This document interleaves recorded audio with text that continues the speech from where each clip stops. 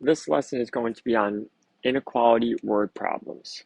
Before we start the word problems, we're going to talk through some key words first. At least means the problem has to be greater than or equal to.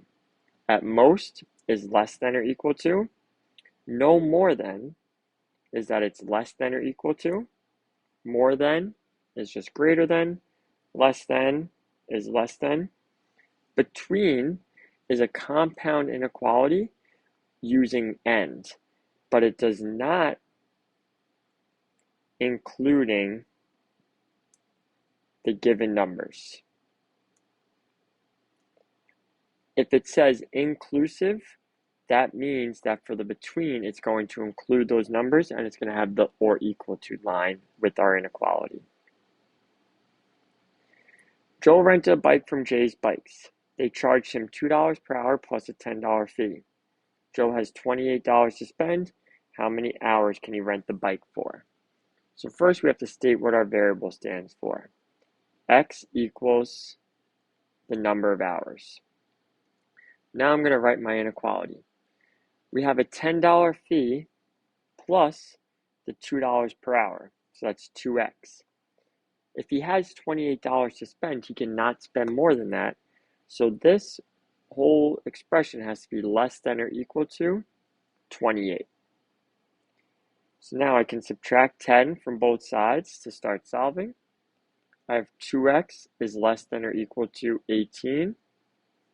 Divide by 2. X is less than or equal to 9. And with the word problem, we don't have to graph it, but we have to write a word answer. So we could say that Joe can rent the bike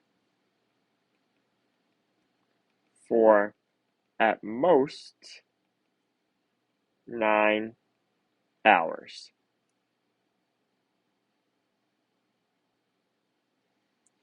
Charles is saving $5 each week. He earns an extra $15 by mowing his neighbor's lawn. How many weeks will he need to save in order to have at least $75? First, we're going to identify our variable. X equals the number of weeks. So if he's saving $5 each week, that's 5x, plus the extra 15 for mowing his neighbor's lawn. And if he wants to have at least $75, that means it has to be greater than or equal to 75. So now I have to solve it. I'm going to subtract 15 from both sides. I'm left with 5x is greater than or equal to 60. Then I'm going to divide both sides by 5. And I have x is greater than or equal to 12. And since it's a word problem, we have a word answer. So I could say that Charles has to save for at least 12 weeks. For a field trip, 20 students rode in cars and the rest filled 5 buses. How many students were in each bus if no more than 250 students went on the trip? X is going to represent the number of students in each bus. Now to write my inequality, we have 20 students that rode in cars. So we have 20 plus the 5 buses, so that's plus 5x. And if it's no more than, that means we have less than or equal to 250 students. So I can subtract 20 from each side. I'm left with 5x is less than or equal to 230. And now I divide by 5. And I have x is less than or equal to 46. So I could say that each bus has no more than 46 students.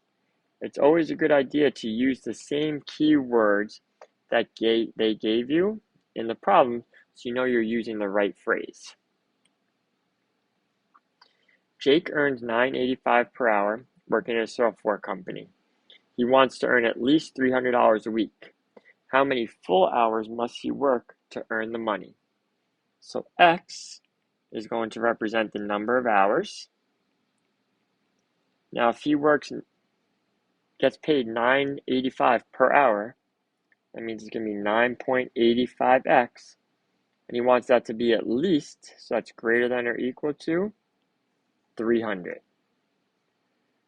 So I could divide both sides by 9.85, and I have x is greater than or equal to 30.4568, and then the decimal continues.